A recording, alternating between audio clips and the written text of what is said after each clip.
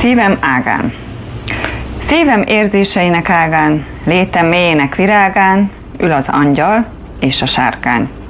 Az egyik szolga, a másik úr, s míg el nem pattan a húr, közöttük áldász háború dúl.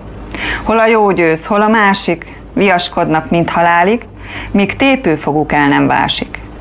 S legyen múltam bármilyen rút, igaz gyöngyből fonkoszorút, s lassan kikristályosodik az út, amint a fekete szén egyszer csak gyémántá igazul.